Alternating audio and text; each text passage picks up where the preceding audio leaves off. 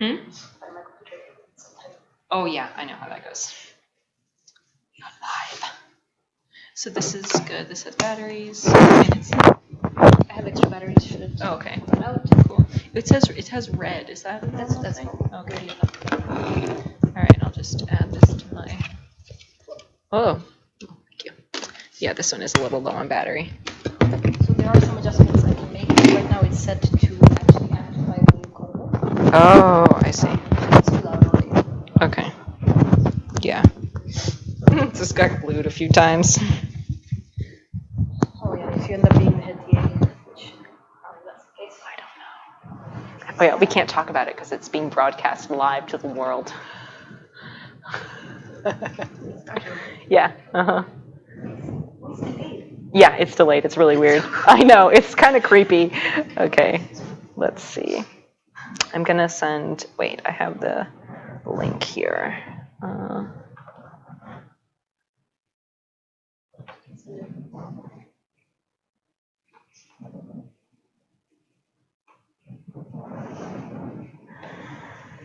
Oh, Esther doesn't realize we went downstairs. Oh, you did? Good. Okay. What am I doing? Oh, yeah.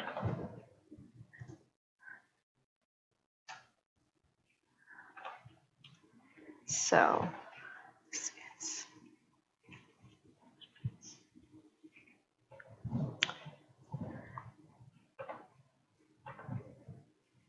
I'll also be able to tell how many people are watching.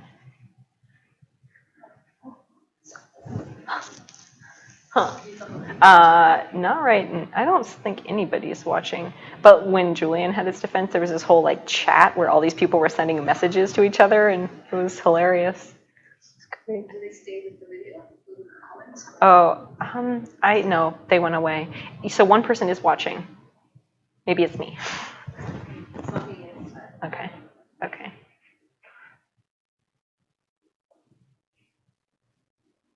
It's so funny to just see myself like delayed. I never actually see what I move like, you know.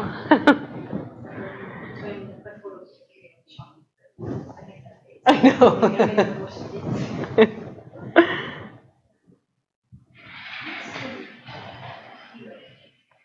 Really? I sent it to your Gmail. Okay, good.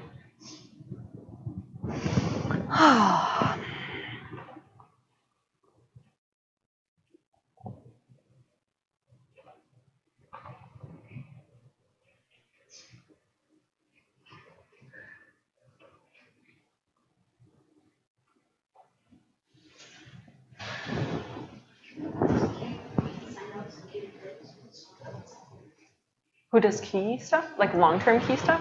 It's Sarah. Oh, wow, from Stacy time. Yeah. I know. I'm scared to change it because everything is like connected, linked with that name. And so I was like, I'm just going to let that be wrong and have it work. So. Great. Okay. I need to, oh wow, that's old for a laptop. I need to plug this in actually, and maybe I can get a little bit of, tiny bit of work done before. Yeah, it's really, yeah, here we go.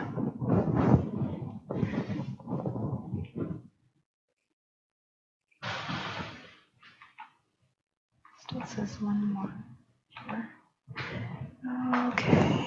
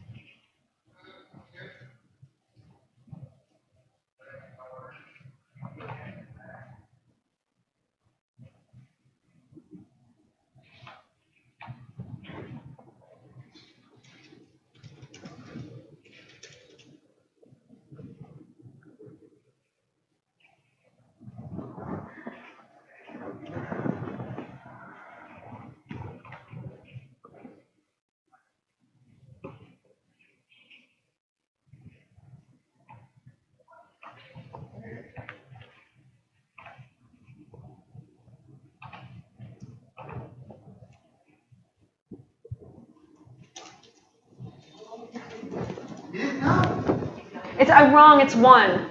Oh. I'm sorry. I was wrong. I sent to be fired. Based on you, I moved meetings. Oh no, I'm sorry. Did you get the email from Sandra? I did. And It said 1. It said 1. Yeah. And then I asked you. I was wrong. I take full responsibility for the chaos of your life.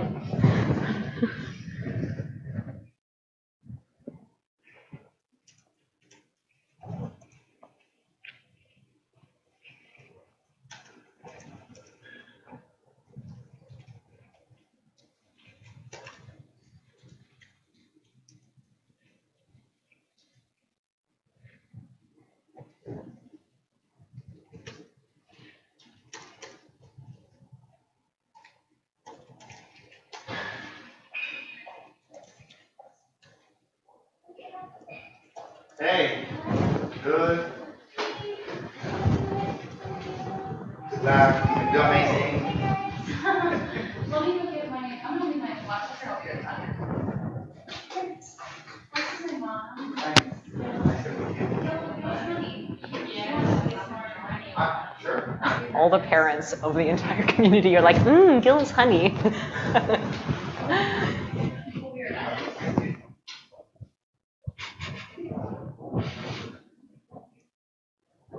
Probably have the most international marketplace because of us. Oh yeah, that's true. Actually, You didn't advertise it. Actually, Etsy, I sell all over the United States. You won't believe what states are buying from me. Oh, you've gone beyond the United States because of us, I can tell you that. No, yeah, I went beyond the United States. I never, only people that took it in suitcase to Europe and stuff like you and others. But they mail only to the States. So Alaska, I have people buy from You made it all Alaska. the way to India. India? India. So India knows about girls honey. Wow.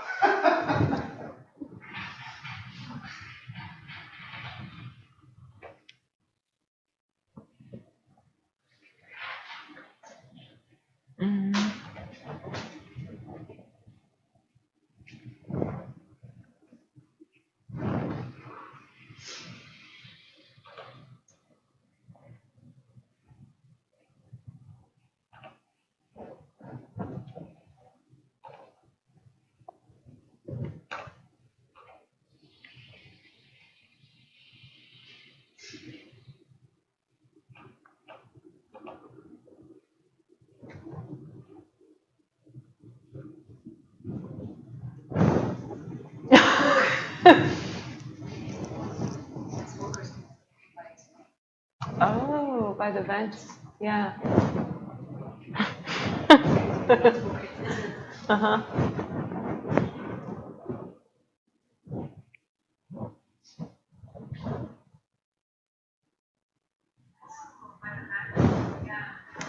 Oh, good. Okay. Speak it, whatever you think will be normal. Okay. I'll try and get up and move.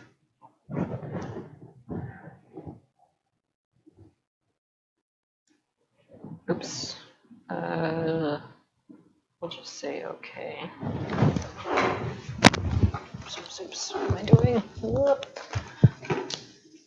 Okay. This is gonna be up.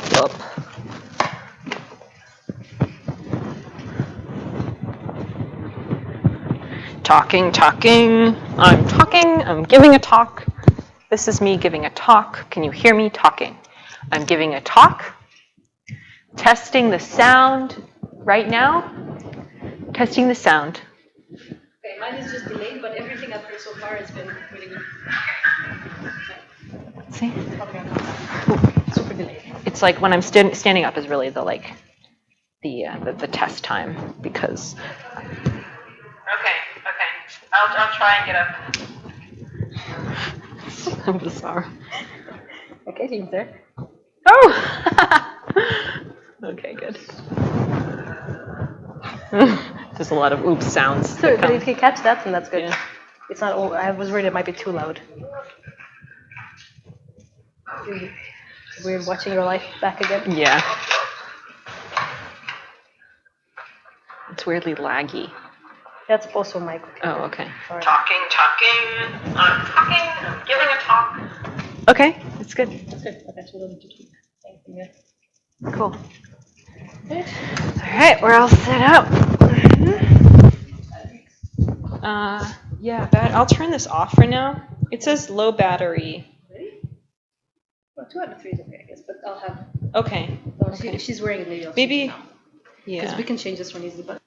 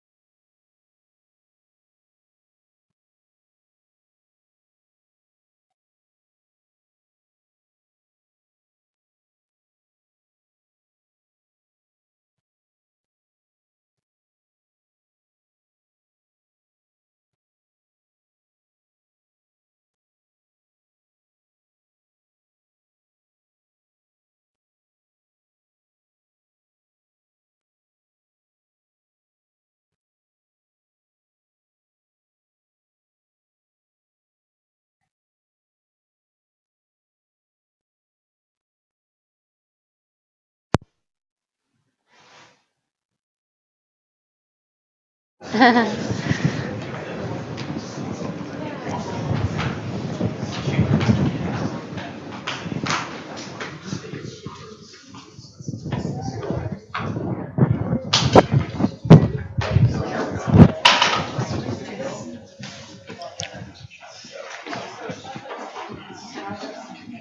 hope it's okay that yesterday I came in and tried to use the little clicker to advance my slides, but it got hung up on videos, so I'm just going to use my laptop and use the stick for. Okay, I think we can begin. Welcome everyone here to Kristen Hook's Rite of Passage. I'm going to be a two-part introduction. I'll pass the baton to Janice in just a moment. Kristen came to us in 2010 from the University of Texas. She was interested in sexual selection from the very beginning of her career and has pursued that in great depth with a variety of systems here at Cornell, which I'll mention in just a moment. I just want to mention two outstanding characteristics of Krista before I pass the baton to Janice that struck me during her stay here. We've all profited from her presence in multiple ways, but two in particular I wanted to spotlight. First of all, she's beautifully just demonstrated the perseverance that's really required to succeed in graduate school. A number of you have already had the experience of starting on a study system that you're passionate about, and things just don't work out, even after a year, some of you even 2 years in the field. Well, Kristen underwent this experience. Her journey has taken her from crickets to pseudoscorpions, where she worked with these quasi-microscopic creatures in a farm in England for interminable hours and weeks and months. Didn't work out, but she rebooted and started working on sea beetles as a side project on Utaphiza moths, but all motivated by her passionate interest in sexual selection. You'll be hearing a lot about that very briefly. But the point is that benefits come to those who are patient. Sometimes the patience can be super taxing, but it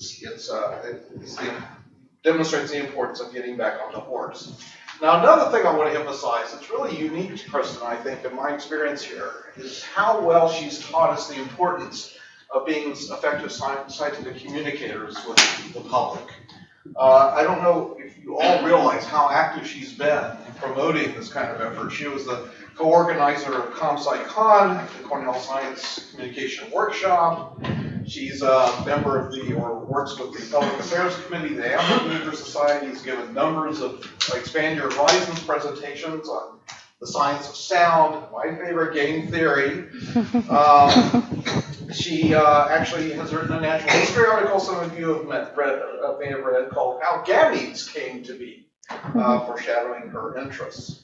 So I think she's going to show you that she excels not only as a scientist, but will continue to excel as a scientific communicator as well, something that we all could use to add to our toolkits. So with that, I'm going to pass the baton. Thank you, Karen. First, I'd like to welcome Christine's parents, Candy and Maurice. Wonderful that you were able to make the events. And this is going to be Kern Light, the Kern Light introduction. We'll probably say similar things, but different things. So I'm going to ask you the question, who is the real Kristen Hook? Is it a person staring into the mirror, terrified of or is it this person standing over the cauldron? I'll get it. Stirring this what she's going to discover. Now, Kristen was interested in animals from the start. First, she wanted to be a non-human. Then she wanted to make friends with non-human animals. And then she encountered the folks at UT Austin, Mike Ryan and her thesis advisor, David Canatella, and developed a strong theoretical interest in evolutionary animal behavior and especially sexual selection. She then went to teach for America, so she arrived at Cornell with wonderful teaching skills, an interest in outreach, as Kern mentioned, and that natural history article was a result, and then this interest in sexual selection. It did take her a while to figure out what she was going to work on. She had a long battle with pseudo-scorpions, very scary animals the size of a period, and settled on the totally charismatic Calisabrucus maculatus, whom we've all come to know and love. She jumped into designing a series of complex experiments, multi-generational experiments that, for the first time as a thesis advisor, I got dizzy reading and hearing about. And she really persevered, as Karen said, and was really pushing the boundary of what she was able to do statistically and empirically. She did this with help from her friends, really these friends and others not pictured here.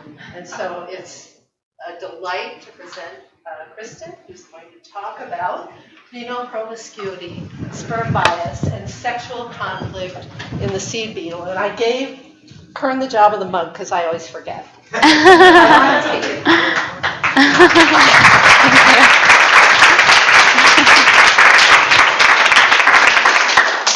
Well, thank you for that wonderful introduction. Yeah, let's get started. And thank you again for everybody for being here for my defense, and especially to my parents and my Uncle Mark for coming all the way from South Texas to hear what I've been up to for the last 6 years. Let's see here. You see that all right? Okay. So sex. Its function is rather simple. It's just the fusion of sperm and egg. And yet how, when, where, and with whom to achieve this task depends on the sexually reproducing species in question. But one thing is shared among all sexually reproducing species, and that is that the very importance of mating. And sadly, not every individual is going to be so lucky, which Darwin recognized in his theory of sexual selection. So the basic idea of this theory is that males, or one sex, typically males, compete against one another for access to the other sex, typically females. And this mechanism is known as male-to-male competition, and this male peacock is engaging in male-to-male competition by strutting his stuff and trying to convince the females that he is the sexiest and she should mate with him. But females have a variety of suitors to choose from, including females like this bachelorette on national television. So if we use this as an analogy, she has a suite of suitors, but she's only going to select one of those males. And that male is going to get the opportunity to pass on his traits to the next generation. He is going to therefore have very high reproductive success. But most of the candidates are not going to achieve as high of reproductive success. They're not going to pass on their traits to the next generation, and so they're going to have very low reproductive success. And it's this difference in reproductive success among individuals that characterizes the essence of this very powerful evolutionary process of sexual selection that we know is sexual selection. So Darwin recognized these two major mechanisms as being very important to leading to the difference in reproductive success, but you might have noticed that both of these occur before mating. And we now know that that's actually only part of the sexual selection story. That indeed there are processes that occur after mating, which we refer to as post-copulatory processes, that also can lead to differences in individual reproductive success. These processes are sperm competition, sexual conflict, and cryptic female choice. And it would take almost a century after Darwin to recognize the importance of these processes, because up until several decades ago, females were believed to be mostly monogamous. So this image that you're seeing of sperm and egg evoked the idea that this sperm came from a single male. But we now recognize that actually the image looks something more like this, where there's multiple male sperm interacting within the female, because many females actually have a preference for mating with multiple males, which we call polyandry. So it's not until we have females mating with multiple males and getting this scenario that the evolution of post-copulatory processes comes about. And these processes, as I mentioned, are analogous to the processes that occur before mating. So just as males compete for access to females before mating, so do their sperm compete for access to the female's eggs after mating. This process is called sperm competition. And there's abundant evidence that it changes male traits to make them better competitors against one another at the level of their sperm. One such trait is in the diversity of the cell shape itself. There are incredibly diverse cell shapes for sperm. And additional male adaptations have come to light through some elegant experimental evolution studies from the lab of Scott Pitnick, for example, who used the fruit fly to create different populations of fruit flies, one in which the males were reared under monogamy, and one in which the males were reared under their natural mating system of polyandry, in which females mate with multiple males. And then they compared the traits that evolved in males for these different populations. And they found that not only did the monogamous males evolve smaller body sizes compared to the control males, but they also developed smaller testes relative to the control males. And testes, of course, are responsible for sperm production, and they also saw a significant decline in the number of sperm that were produced by these monogamous males. So this study illustrates this point that these traits are very important for males, they're being sexually selected, and that they are allowing males to outcompete one another in sexual selection, in sperm competition. And it's not just sperm numbers that matter, or the ejaculate size that matters, or the sperm cell shape even. Sperm competition can also drive the evolution of traits like swimming speed or longevity within the female's tract.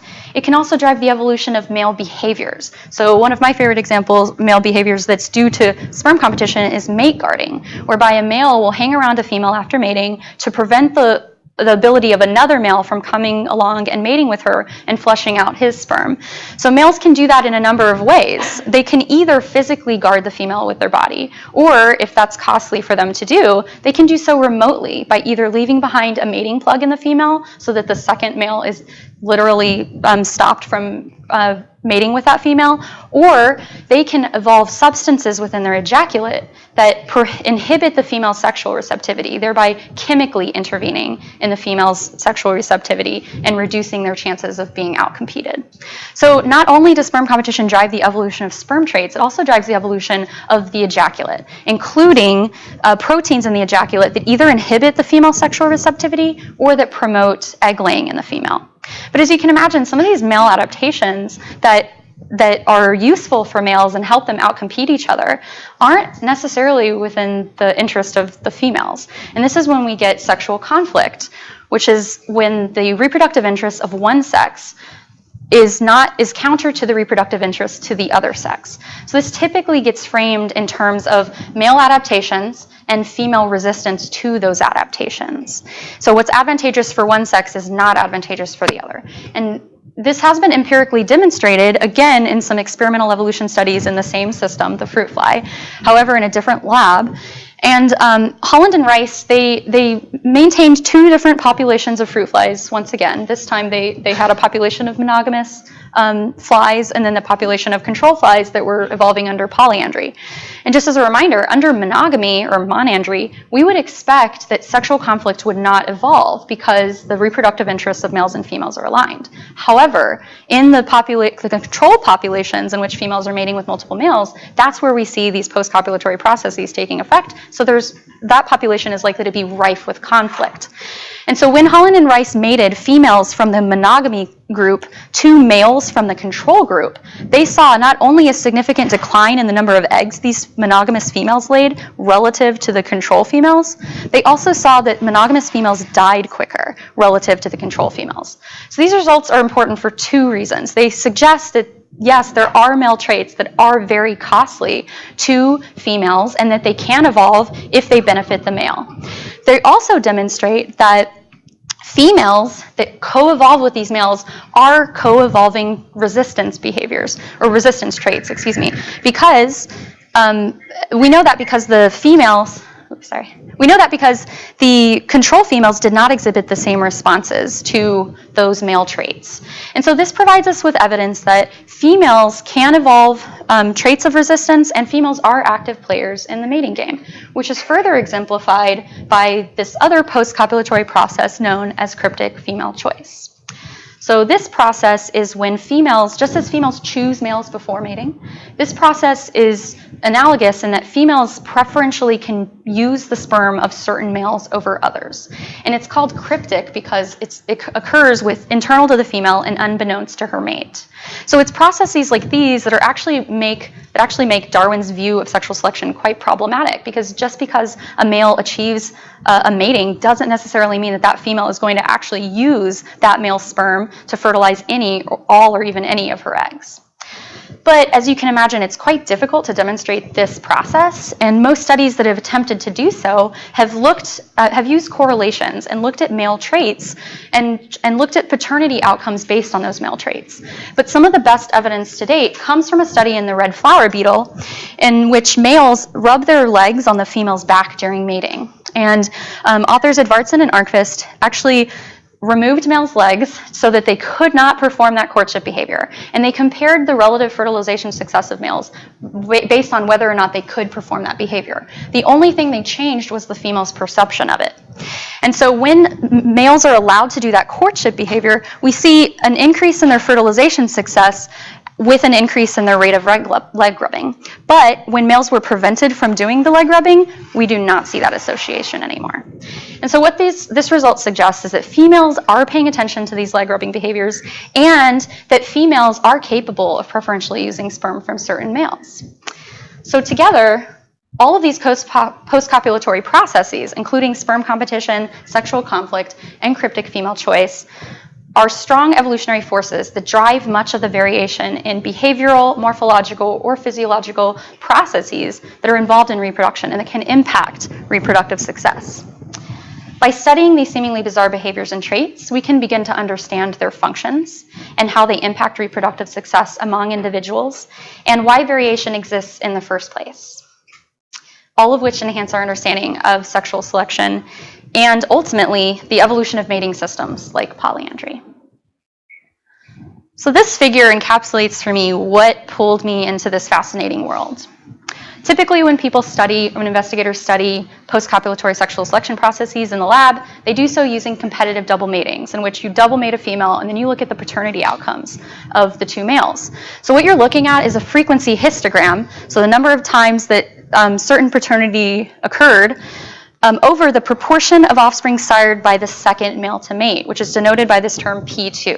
P2 is a really useful value. It ranges from 0 to 1, and it can give us an indication of what sperm use patterns are like within a species. So typically an average is taken for a species, and so we can tell by this value whether they're going to have first male sperm bias or second male sperm bias.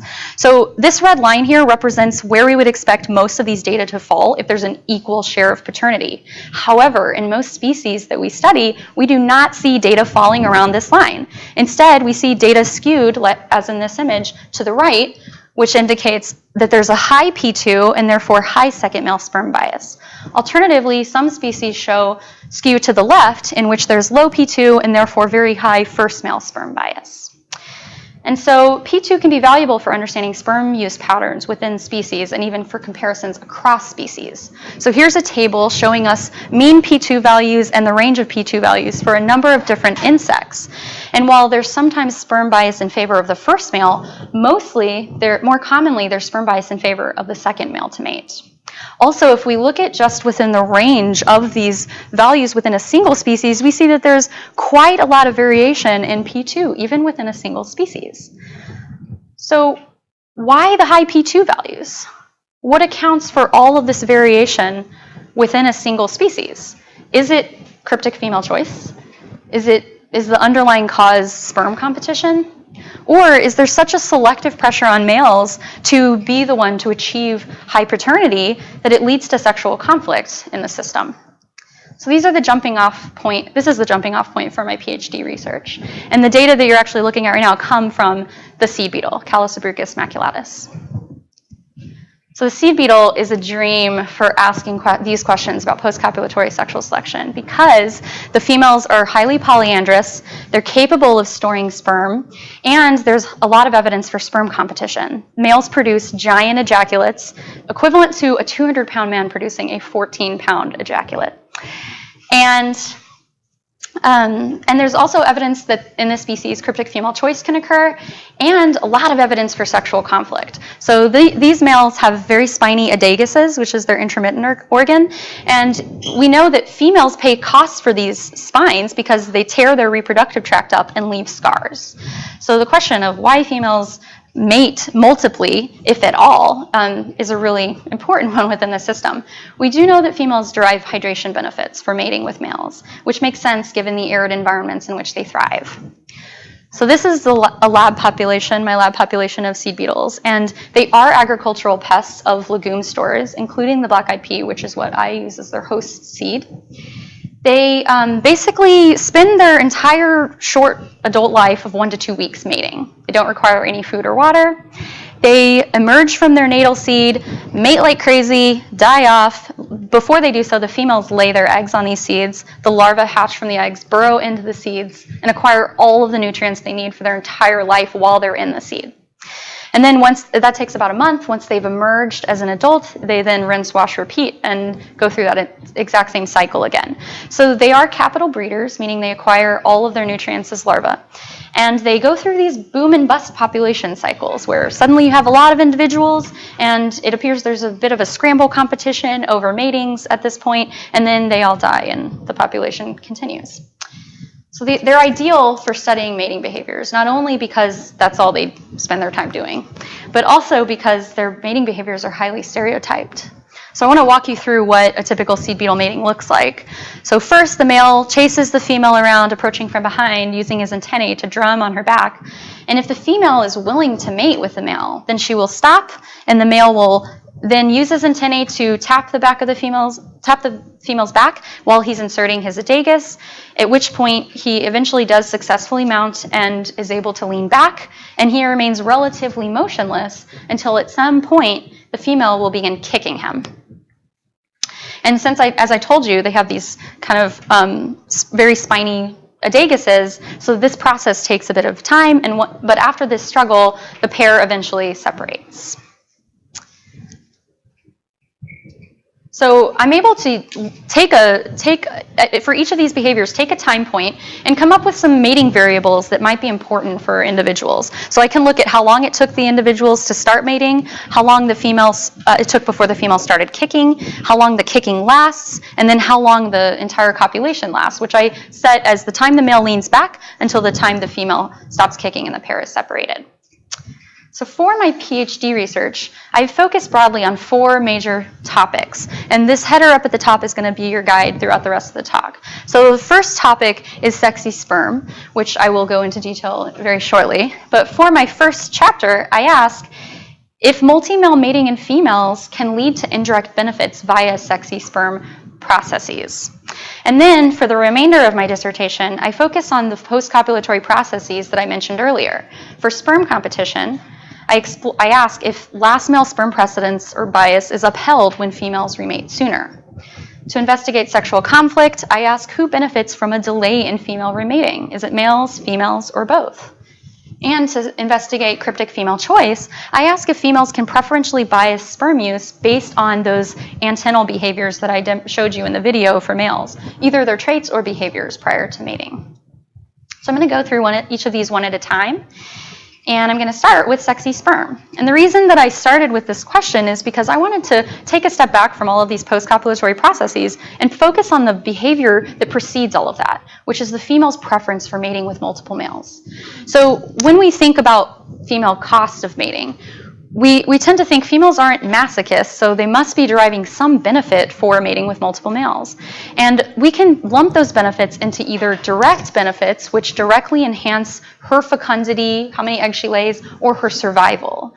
Or we can lump the benefits that she receives as into indirect benefits. So they impact her offspring's survival or her offspring's reproductive success, therefore indirectly benefiting her.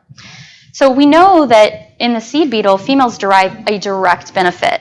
So the direct benefit being a hydration benefit. So Martin Edvardsen did a study where he provided females with supplementary access to water.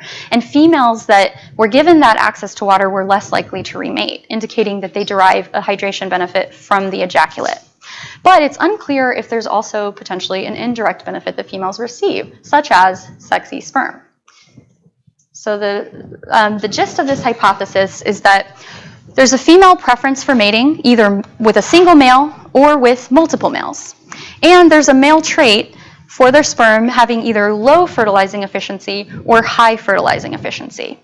And what I mean by fertilizing efficiency is it could be a number of things. It could be that they produce more sperm. It could be that they have better success in either reaching and fertilizing the egg, or if they're first to mate, in being more successful in preventing new males from mating, or if they're second to mate, being more successful in displacing previously stored sperm from previous males.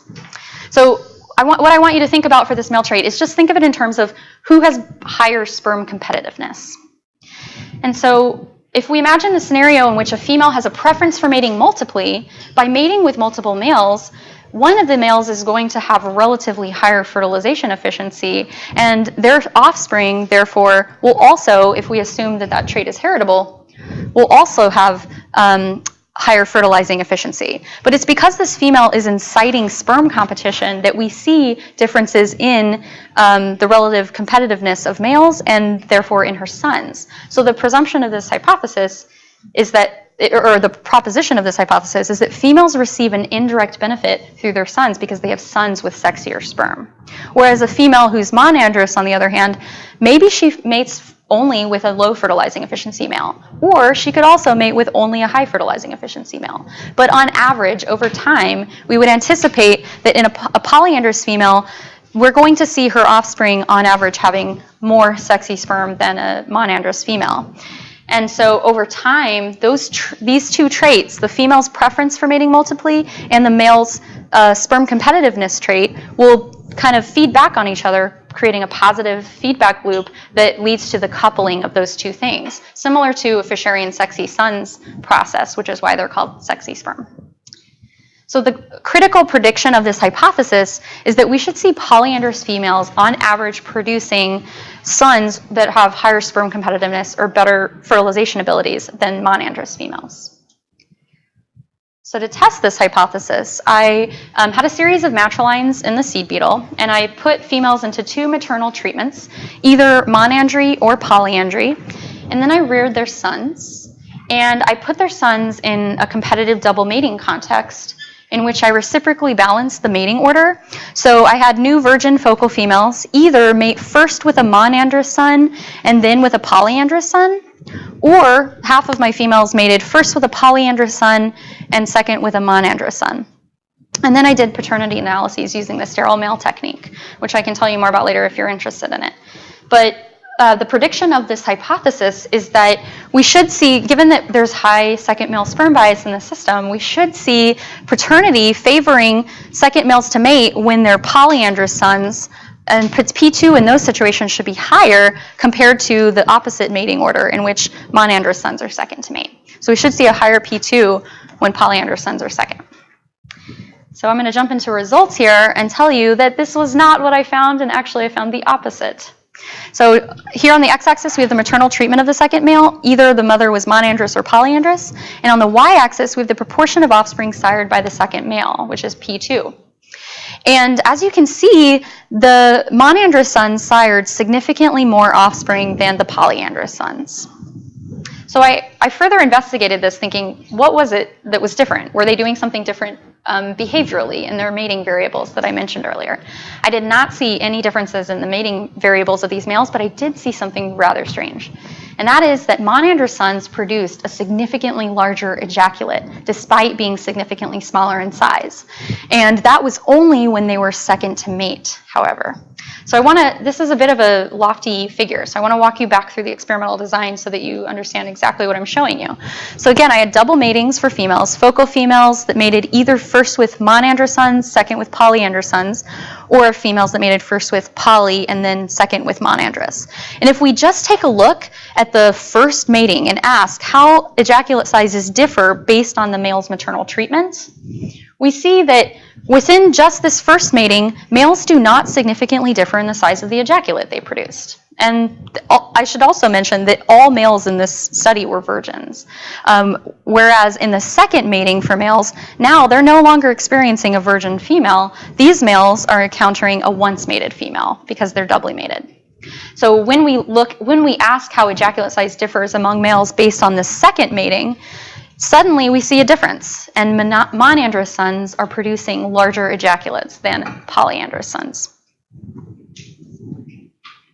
So to answer the question, does multi-male mating in females lead to indirect benefits via sexy sperm processes? No, there's no support for this in the seed beetle. And it's perhaps not surprising given that father-to-son heritability, which is a major assumption of this hypothesis, is pretty unlikely given what we know about inheritance of sperm traits in this species. I also found that monandrous sons had significantly greater fertilization success, and when I looked at differences in the mothers, there was no difference in their age or their fecundity or their size, so it's not that they have differences in quality or that they were different in terms of their relative investments in their offspring, so maternal allocation. It's also very unlikely that the fathers differed in their quality. It's possible that maybe females didn't remate in the monogamous treatments or the monandrous treatments because they already had a high quality first male, but it's unlikely that they were higher quality than females that were willing to remate with a second male in the polyandrous treatments that I had. So we can't use parents as an explanation for this. And monandrous sons produce a significantly larger ejaculate, but only when second to mate. And again, this is surprising, given that typically larger males produce larger ejaculates. So this is especially surprising given that monandrous sons were significantly smaller and produced a larger ejaculate. But what this result seems to suggest is that monandrous sons are investing more than polyandrous sons when they're once mated. And so this leads us to ask, well, it suggests that males can detect the female's mating status. So it leads us to ask, how are they doing that? It also indicates that there's some adaptive decision making on the part of the monandrous son because there is high second male sperm bias. So by producing a larger ejaculate when they're with a once mated female ensures that they have higher paternity. So it's pretty adaptive for them to be doing this. And you might ask, well, then why aren't polyandrous sons doing that? If it's adaptive, why would we not see this effect in polyandrous sons? And I think the answer lies in, and actually aligns with sperm competition theory and ejaculate economics. So earlier, I mentioned that the larvae acquire all of the nutrients that they need when they're larvae, and then as adults, they don't feed or drink. So everything that they produce at that point, once they sexually mature, is probably, though this has never been tested, it's probably likely that males have all of the ejaculate they're ever going to dole out once they're sexually mature. And so if you imagine that they anticipate a lot of future matings, they're going to be less likely to use up that large ejaculate on one female, and they're going to dole it out accordingly based on their future mating probabilities. Whereas a monogamous male or a monandrous male who maybe doesn't have as many mating opportunities is going to be willing to invest much more in a female, in a single female that he mates with. So this result that polyandrous females invested less and polyandrous males invested less and monandrous males invested more does align with sperm competition theory, but it leaves the question of, how do males assess future mating opportunities? Is it possible that somehow mothers are transmitting to their sons information about their socio-sexual environments? It remains to be seen, and this has not been demonstrated in another species, but it could be opportunistic and adaptive for individuals in this species to do so, because in those asynchronous populations that I showed you earlier, there's asynchronous emergences. And dependent on when you emerge, if you're first to emerge, the operational sex ratio is going to be in your favor if you're a female, but it's not until the end of the population cycle of the boom and bust cycle that you see operational sex ratios changing in favor of with more females and fewer males. So it would be informative to know what the socio-sexual environment that you're developing into is, potentially, especially if there's a trade-off in how long you spend developing as a larva and what trade-offs you have with the length of time that you develop and with the size of your testes and or sperm production, for example. So for the rest of my talk now, I'm going to focus on post-copulatory processes. And the first, my next chapter focuses on sperm competition. And I ask if last male sperm bias is upheld when females remate sooner. So when investigators use a competitive double mating to look at paternity bias among individual males, they have this time lapse between the first and the second mating called the intermating interval, and this typically gets controlled in studies because it's known to affect sperm bias within a species. And this is probably true for the seed beetle because sperm rapidly degrades within the female's reproductive tract after mating.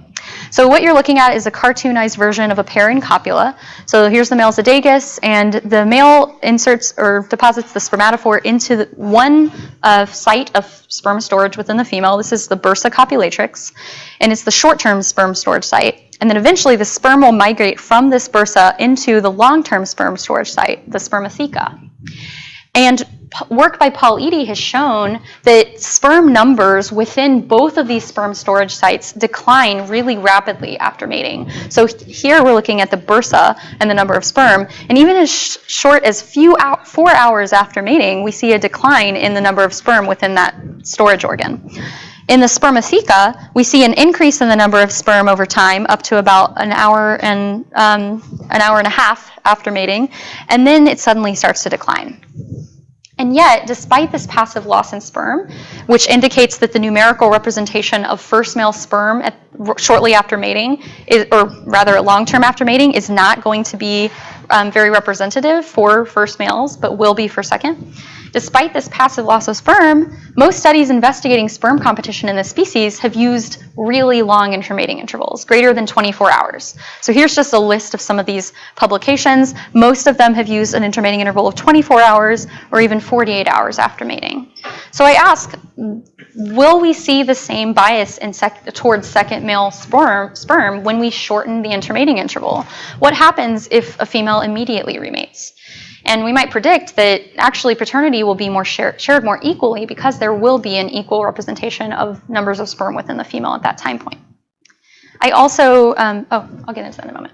So to ask this question, or to answer this question, I allowed females the opportunity to remate at 3 different time points. And I allowed females the opportunity right after first mating. And if they did not remate, then I give them the opportunity to remate again a day later. And if they did not remate, I gave them an opportunity to remate a day later beyond that. And then I discarded the female from the study if they didn't remate within 2 days after that first mating. For females that were willing to remate, I gave them oviposition substrate for black-eyed peas, and then I measured the paternity of offspring for the second male to mate for all of the eggs they laid after the double mating. And so not only can I ask how P2 varies for these intermating intervals, I can also ask how many females were willing to remate at each of these time points. How relevant is this time point for the species, given that it's been hardly investigated in this system? And the prediction is that we should see a higher P2 at these longer intermating intervals, favoring second male sperm bias, but not so much at this shorter intermating interval. And that's exactly what I find. So here's the intermating interval in hours, 0, 24, and 48 hours after mating. Sample sizes are again in parentheses. And on the y-axis is the proportion of offspring sired by second males, so P2. And the letters denote statistically significant differences. So when a female remates immediately, the paternity of the second male significantly declines, and there is a more equal share of paternity compared to longer intermating intervals, which do not statistically differ in terms of the paternity by second males. So how relevant is this intermating interval in this system? I find that the proportion of females willing to remate at each time point does not significantly differ. So just as many females were willing to remate immediately as they were to remate later. So this is a very salient and important intermating interval that's not being characterized in studies of sperm competition in this species. So, is last male sperm bias upheld when females remate sooner? Immediate remating by females resulted in a significant reduction in P2, which is consistent with studies in other species. And though I set this up as being due to passive sperm loss, there are alternative explanations for this change in P2. That can include a decline in sperm viability over time or a decline in the relative competitiveness of male sperm over time. I also found that females were equally likely to remate, and that's not consistent with other studies in this species. So in papers that have attempted to use an immediate remating by females, they did not find that a lot of females were willing to remate at that time point.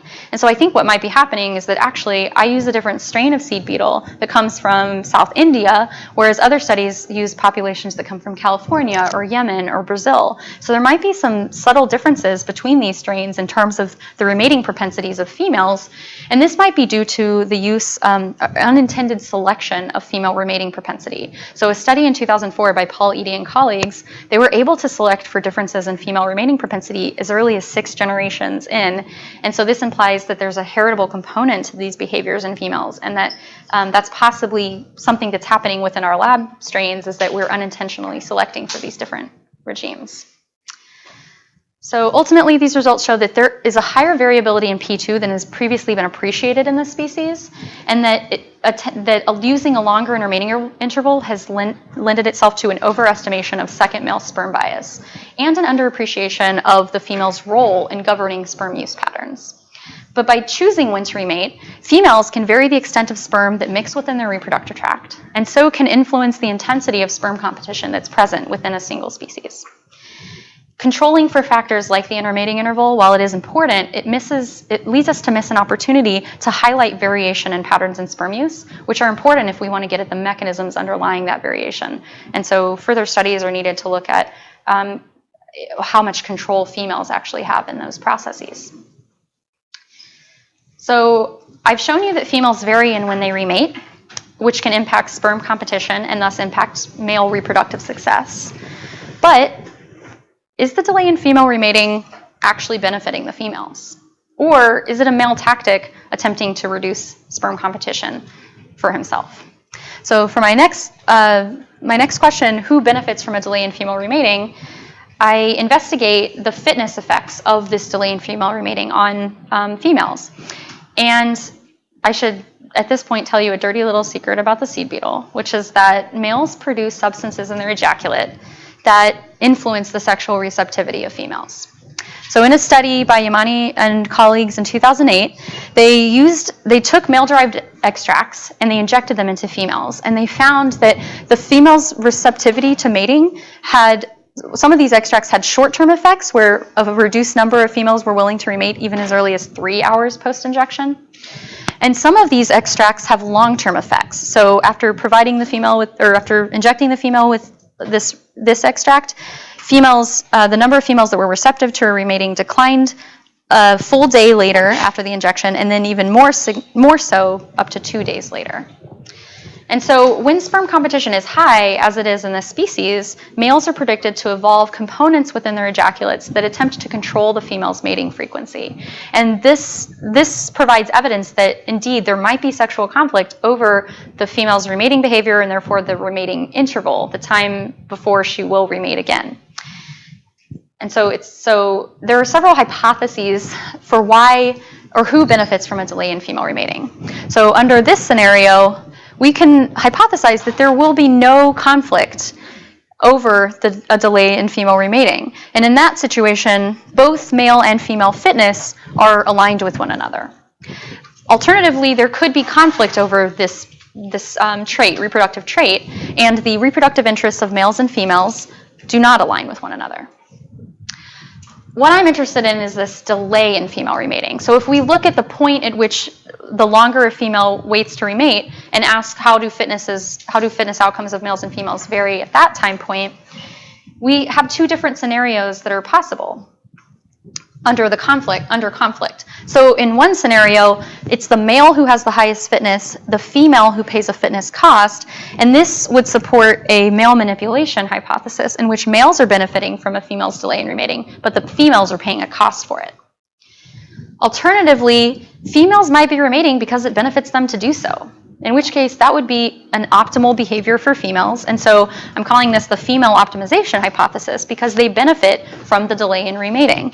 And that could be true for if there's conflict, that the female has the highest fitness peak at a longer remating interval, which may come at a cost to the males, or it could also be that they have a high fitness peak and so do the males. So the fact that male costs are not required for this hypothesis. So to look at these, to test between these different hypotheses, I look at the fitness effects of males and females when females delay remating. And I go back to my competitive double mating experiment that I mentioned earlier, in which I allow females the opportunity to remate at these different remating intervals. Females that didn't remate here were then tried here, and then were discarded. Or if they did remate, they were provided with seeds to oviposit. But additionally, because females tend to lay eggs between matings if they've been mated already, I gave the females that did not remate at each time point a seed on which to lay eggs. And this was both to ensure that I could count those eggs between matings and because the females were, well, no, that's pretty much why I did that. So what I gathered from these data then is a little subtly different from what I gathered in the previous experiment looking at paternity of second males. So the first thing I measured was female fecundity, and it's no longer just these eggs that I'm interested in. I'm also interested in the eggs the females laid between their matings. So I looked at the total female fecundity over these time points and compared them for each intermating interval or remating interval. I also measured first male paternity. Whereas before, paternity of second males was important, and I was just looking at these seeds to count eggs. Now I'm looking at what proportion of the female's total eggs does that first male get when she immediately remates versus when she delays remating. And so what I find is that the female's fecundity declines significantly when she delays remating. So here we have that remating interval, 0, 24, or 48 hours. And here we're looking at the female's fecundity, so the absolute number of eggs that she laid over time. And again, the letters denote statistically significant differences. And when females delay remating by 2 days, they suffer a significant reduction in the number of eggs that they lay over time, compared to a shorter intermating interval of when they immediately remate, though the values for fecundity did not significantly differ for the longer remating intervals. Conversely, I see that first male paternity increases when females delay remating. So again, we have the female's remating interval on the x-axis, and here's the first male's paternity. And the first male's paternity significantly increases when females delay remating by a day or two. And again, there's no significant difference between first male paternity for the 24 or 48 hour difference. So together, these results seem to suggest that seem to support the male manipulation hypothesis and suggest that males are benefiting from a delay in female remating, but at a cost to females. So while I did use categorical variables to look at the fitness effects of individuals, we can see that the figure would most look like this if we were looking at a continuous time point of the fitness variables for both males and females. So, delayed remating in females resulted in a significant reduction in fecundity, but a significant increase in first male paternity, which suggests that males that can delay female remating benefit from doing so. It supports the male manipulation hypothesis, and since delayed remating is costly, we might anticipate, given sexual conflict theory, that females should be evolving resistance to these costly male traits. And it's possible that maybe the variation we see in when females are willing to remate is itself an indication that females are resisting these behaviors. It's possible that females are either that there's differences in the potency of these substances within the ejaculate, or that the female's ability to resist them differs. So some are better at resisting and therefore immediately remating, which could be in the way that they end up using that ejaculate and the manipulative substances within it. So ultimately, this shows that females are predicted to evolve resistance to harmful male traits under sexual conflict, but that these female traits can be missed when we consistently bias studies in favor of male-mediated mechanisms only, like the manipulative components of a male's ejaculate.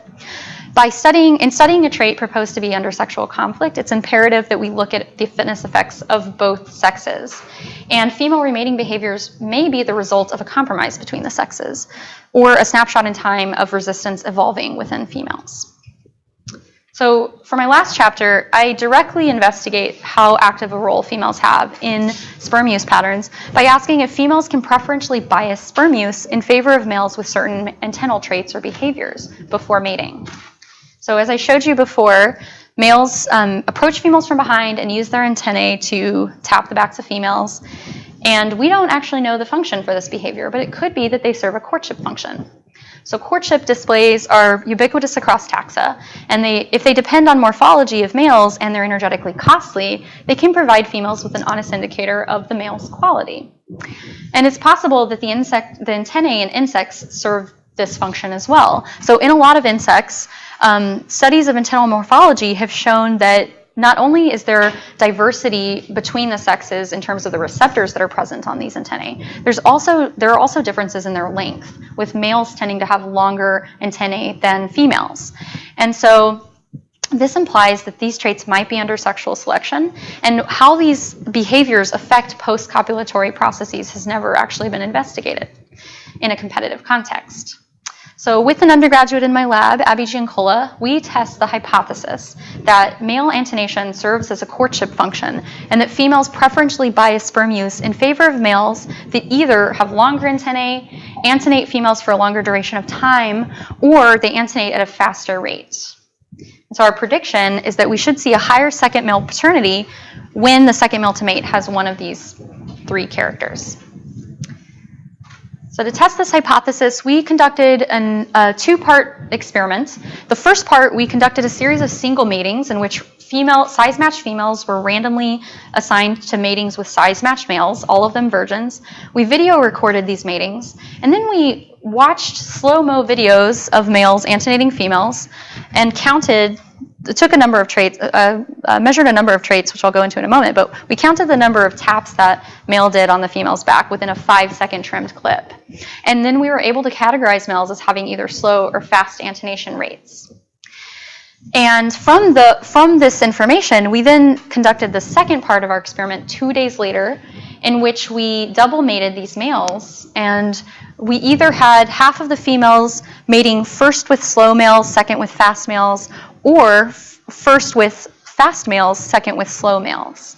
So we reciprocally balanced the mating order, and we measured several things. So first, we wanted to know if any of these antennal traits confer a direct benefit to females. Is there any difference in their fecundity based on any of those male antennal characters that I mentioned earlier?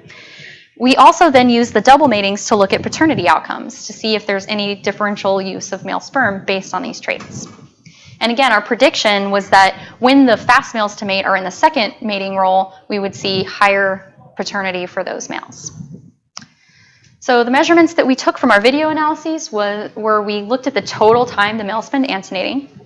We looked at the number of strokes that the male performed on the female's back in a 5-second trimmed clip, which allowed us to then calculate an antenation rate for each male as the strokes per second.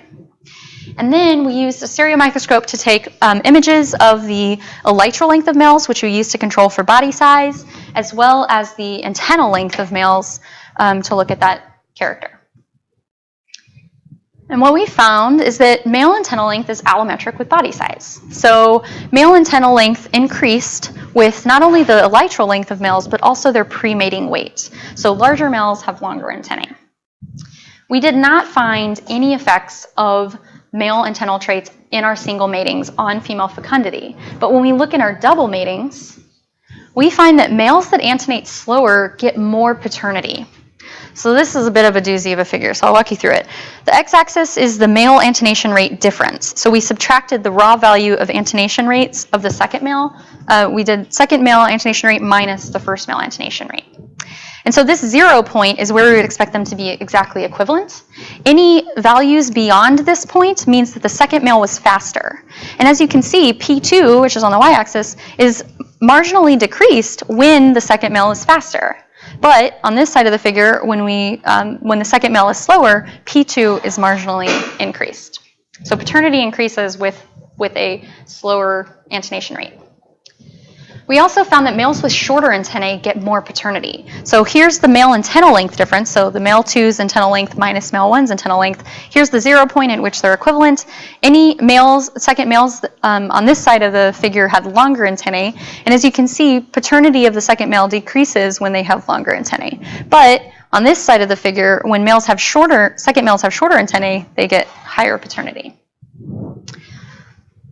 So this last result was completely unexpected, and that is that we saw that males are antenating females differently based on their mating status.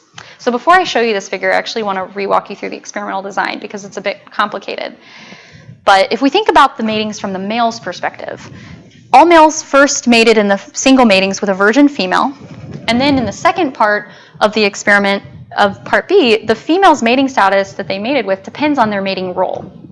So each female was double mated to males, and dependent on whether they were first to mate or second to mate, they encountered a different mating status of females. So the gray male, he first encountered a virgin female, and he second encountered a virgin female. But the blue male, he encountered a virgin female first, and then he was second to mate in the second mating role. And so the second female was mated, once mated. So if we ask, within each first mating for the male, how do their antennation rates differ? We actually don't see a difference statistically in the antennation rate of males when they are mating with a virgin female. However, when we look at the antennation rates and compare them for each male's second mating, we find that males that are mated second with a virgin female antenated much more fastly than males that were second mated to a once mated female. So in the single matings, there were no fecundity differences based on antennal traits, but it remains to be seen if there are any other benefits that females might receive, including fertility or longevity benefits.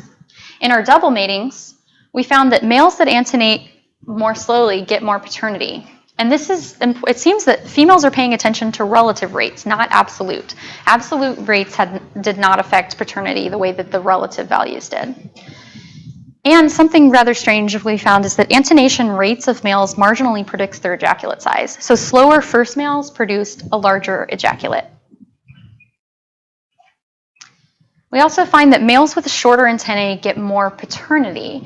And this seems to be driven by absolute antennal length. So the first male's antennal length, when males had shorter antennae and they were first, they were better at obtaining more paternity and retaining more paternity than males with longer antennae. Despite this difference, there were no differences in the production of the ejaculate size of long antennaed males versus short antennaed males, and there were no differences in their mating behaviors. And there was also no correlation between these traits. Just because the male's antennal length has nothing to do with the male's antennal rate. There was no correlation.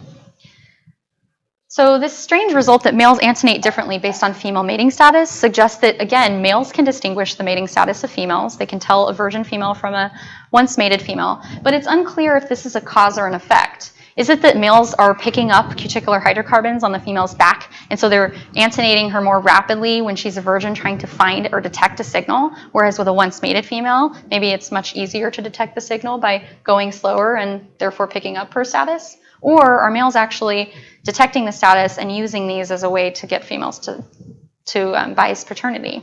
Is unclear.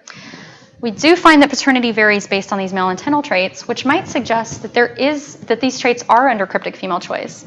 But there is a caveat here, and that is that this is a correlational study, and a better evidence for cryptic female choice based on these traits would come from manipulation of these traits to see if we would see changes in the relative fertilization success if we, for example, reduced the antennal length of long antennaed males.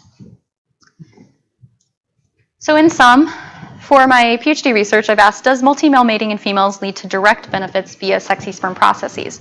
No, monandrosons have higher fertilizing efficiency.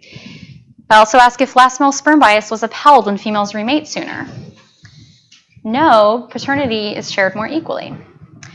Who benefits from a delay in female remating? Males, females, or both? And the answer appears to be males, and so there does seem to be male manipulation of the female's remating behavior. Last, I asked if females preferentially bias sperm use based on male antennal traits or behaviors prior to mating, and I find that yes, there does appear to be paternity differences based on these traits, but again, a manipulation study would be better definitive evidence for that. So, as most PhD projects go, I end with more questions than I began, and I want to just share some of those with you. So why do monandrosons do better? Are they capable of anticipating future matings, and if so, how do they do that? What leads to the reduction in P2 when females remate immediately? Is it passive sperm loss, or is it a decline in their viability of sperm or the competitiveness of sperm over time since they mated? Also, is there variation in the female's remating propensity? Is variation in female remating propensity indicative of the female's resistance? So I think it would be really interesting to look at those manipulative compounds within the male's ejaculate to see how they vary. Do they vary with the male's quality? Do they vary with female quality, the female's quality? Are males able to tailor their ejaculates dependent on the context so that they can manipulate certain females over others? These are some interesting studies that can come out of this that would be really fun to do. My last question that I'm left with is, how do males assess the female's mating status? So for me, this is the most tantalizing question, because the likely scenario for the evolution of males being capable of doing this brings us back to where we started, with extremely high paternity for second males and extremely highly variable paternity within a single species. I've shown you that paternity can vary based on the maternal mating behavior, based on experimental design and the amount of time that elapses between a first and a second mating, and based on male characters, such as antennal traits like their length or their rate.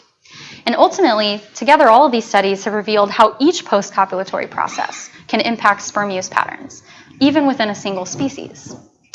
It's only in knowing these sperm use patterns and how they vary that we can begin to make predictions, not only for behavioral decisions that will be adaptive for individuals, but also for what reproductive traits we expect to or anticipate to evolve in either males or females, to what extent there will be sexual conflict over those traits, and to what extent they will vary among individuals, which will ultimately lead to variation in their reproductive success, and therefore in sexual selection and in mating system evolution and the wonderfully diverse mating systems that abound in nature.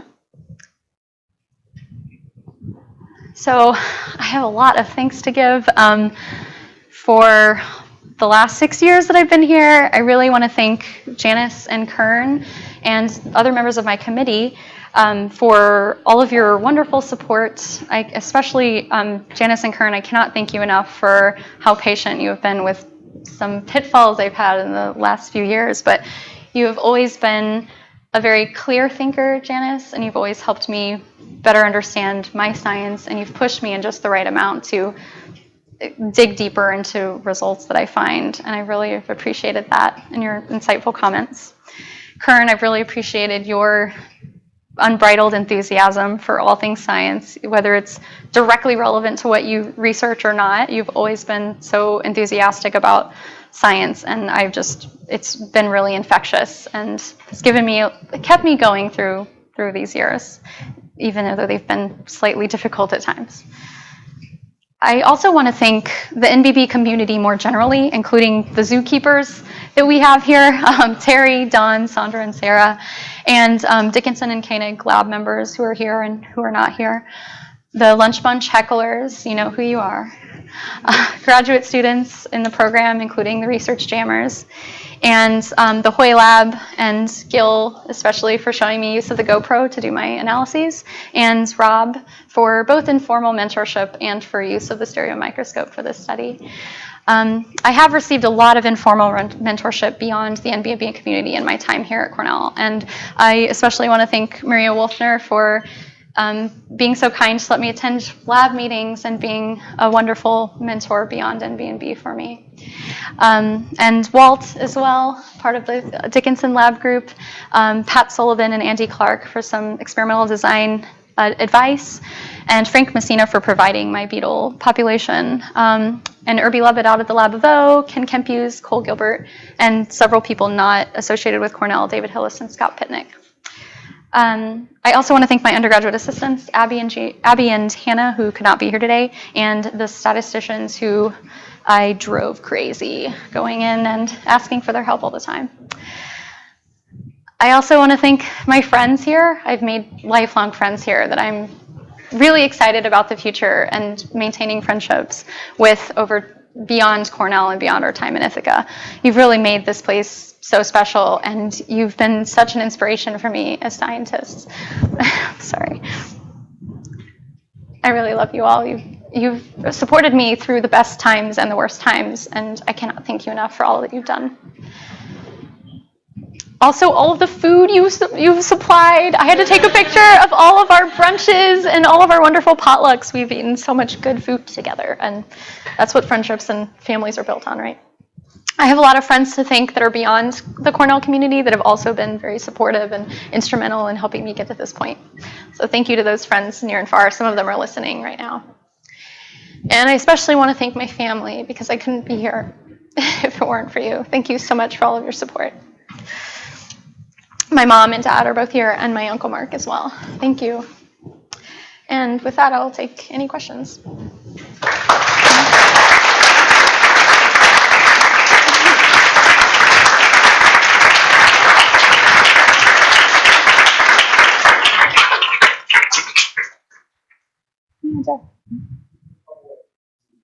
Okay. The first one is, how do you actually measure the ejaculate for the first and second? So I actually use the weight loss by males. So I measure them before mating and then after, and I look at how much weight they've lost between matings. The second one is are there data on the frequency of variables between matings and natural populations? No, and it's really hard to do that because, as you saw, their populations are kind of chaotic, and so what's typically done is studying matings within a single group. I haven't actually tried mating, putting 10 males and 10 females in a dish and looking at how long females wait to remate, but one of the things that likely compounds that is when females lay eggs between matings, which I think they are doing naturally. They're laying a bunch of eggs and then remating. But so ovipositioning might get in the way, but also males are harassing females like crazy, so that can kind of make things difficult as well for looking at that. But that's a great question. Yes. So you looked at E1, especially the second male versus the first male. How many males and females typically actually meet with? It's not really just No, and it's not, and it actually has it depends on the mating status of males. I didn't mention this, but when males are virgins, they produce that 7% of their body weight ejaculate, and then afterwards, subsequent ejaculate sizes are reduced. Females are much more willing to remate if they first mated with a mated male. So I have seen females remate in succession 3 times when all of their mates were mated.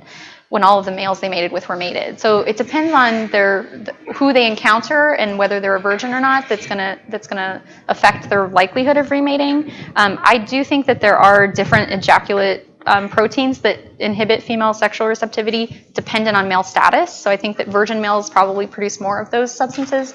But it remains to be seen. And actually, we don't know the exact number, but I can tell you the females only live about 4 days after first mating, so it's really short. So how many times they were willing to remate in that time point, I'm not sure, but probably more than 3 would be a guess, but that's super hand wavy. So yes, Rob. I have a comment and some questions. The comment is, I want to thank you as department chair in front of your peers for your leadership. Thank you. I so enjoy working with you beyond just consulting scientifically, but the things that you've done to mirror what Kern has said and teaching us about social networking and science education beyond our own work. So I just want to publicly thank you for that. Thank you. Thanks. It's great to be here today to recognize you. I want to ask you a few questions about sexual conflict. Yeah.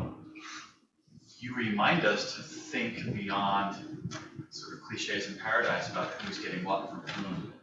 I wonder about the antenation, okay, because it is tempting to think of that as a performance. But we have to remind ourselves that antennae are sensory devices, and males, as you've said to us, have an interest in evaluating female status and history. So I wonder if that antenation has other functions. I wonder if males are evaluating how many times has she mated, how recently, if they left behind antennal hydrocarbons on her abdomen, etc. Do you have any sense for this? No, and I didn't get a chance to jump into all of that in this talk, but I do in the paper that I have written for this chapter. So, most studies of antennal morphology have looked at their antennal function, have looked at their role in chemical communication, and it seems they are very obviously used in chemical communication. So I'm not sure maybe that's their primary function, and secondarily they've evolved to be ways for males to detect mating cues or whatnot. I mean, primarily you would expect maybe they're using these to say, is this a female or not? But then additionally, to ask how many males does she have, it would obviously be very adaptive for males to know that information so that they can know how to behave adaptively in response to it. But I don't, and I think that would be a really cool follow-up study, is to look at if males are doing anything different when you mate a female 3 times or 4 times. Or even weirder, is it sound? Huh. Okay, that if you drum on a female who's got, remains of sperm in her sperm and feces, does she resonate differently? Yeah, that's a wonderful question. It's very possible. It's very, very possible. I will say in my video analyses, I noticed a lot of variation in how males are even stroking females. Sometimes their antennae are a tap, and more often than not, they tap on the top and then the side, and they do this. And actually, something I didn't mention is some cool work that actually Kern and Joe have thought about with rhythmicity, and that's something that would have been great to look at, but I didn't have the video quality to do it, is to look at, does it matter how rhythmic the male is? And that's what the female's paying attention to, because that says something about the male's, quality or something. But I do see at least variation in how the male strokes the female. Sometimes he lashes the side of the female rather than tap. So all of those things are rife for an opening for any young grad students ready to take on a project and they want to take over my lab. You're welcome to do it. But good question. One more question. So, as you talked about sort of how the female is processing some of this information, I guess I wonder how much sort of central processing do you think has to be happening at all for this sperm competition? What's going on? How much brain is actually involved as opposed to some physiological changes that may or may not require higher order thinking? Yeah, I'm not sure. I mean, they are social organisms, obviously, but there's no paternal care. There's no extended social behaviors that you would see in something like a superorganism. So I'm not sure what cognitive abilities are necessary. But you think if they were unable to run that permit, right, they used to cool down their head. They still be able to do these processes without sort of real control. That sounds like a little side project experiment that could definitely be done, but I'm not sure what I would predict. Do you have a prediction for that, or do you think? It seems like you wouldn't necessarily need the brain to be terribly involved necessarily. It's all about things that are happening at the level of the sperm or the personal cognitive traits. Right. Yeah, I mean, at that point, it's physiological processes that are taking over, but. Right, because I know people would say that it's sort of bigger than like sorting through this girl. It's like, aha, this one. Right. And I mean, we don't know how much control the female has over that process, though there is a cool experiment in bull weevil that showed that when you paralyze the female's spermatheca muscle, the patterns of sperm use change. So, and that's in a closely related species to this species. So and they do have a spermathecal muscle. So it's possible that females are controlling that process. How much the females use cognitive? How much it depends on their memory. Yeah, I'm not sure. I mean, it's interesting to think of, I mean, if the female is only remating to trade up, then you would anticipate that there would need to be more memory to realize, oh, that last male was crappy and I want to remate now. I think it remains to be seen. I'm not sure, but it's a good, interesting thought. Janice and Sandy, yeah. Just along those lines, is there any evidence that they treat differently an individual they've already mated with versus one they haven't that is otherwise identical in terms of its mating status and mating history? I don't know. I do have those data though to look at that, and I do want to look at what happens when a male remates with the same female versus a different female. Are you thinking something along the lines of the Calvin effect, or the Coolidge effect? Thank you. Yeah. It would just be an initial stab at whether there's any individual recognition. Yeah, we can talk more about how to parse my data apart to do that. That would be great. Last question. Sandy, yeah. It seems strange that males are, varying how fast they tap. Maybe we think that was sexually selected, and the males that are faster or more successful. But to wrap my head around all of this, that actually it's the slower males, the ones with the shorter intake that are sometimes maybe being preferred. So maybe they are either spent males or older males are less likely to manipulate the females, and the females actually prefer them over the more manipulative males. So maybe it's their a cue they might be using to avoid some of the manipulation. I don't know whether that makes any sense or not. But No, that actually. Some contradictions there. It's kind of hard to. Yeah, that would actually be very easy to test. So in this study, all of the males were of the same age, so I can't do a comparison looking at male age. And not mated, and, they might have been spent, or as you say, Yeah. Did they get tired? Yeah. Did they slow down when they are mated for the second time or the third time? Well, but we didn't see that effect. So both of those males had the same mating history, right? They both mated with a virgin female before that.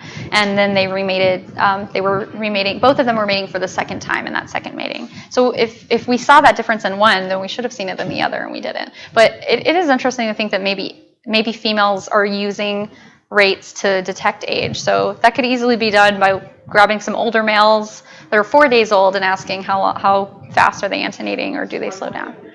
Yeah, I know. I just have a laundry list of all this. But thank you. Thanks. All right, it's time to move on to phase 2. Thank you very, very much. Thank you.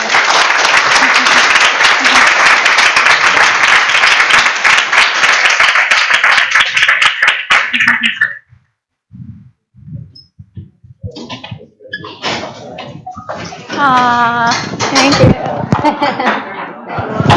Oh, thank you. It's better. Thank you. You did everything we said amazingly. I don't know. I think everybody can. Turn it off.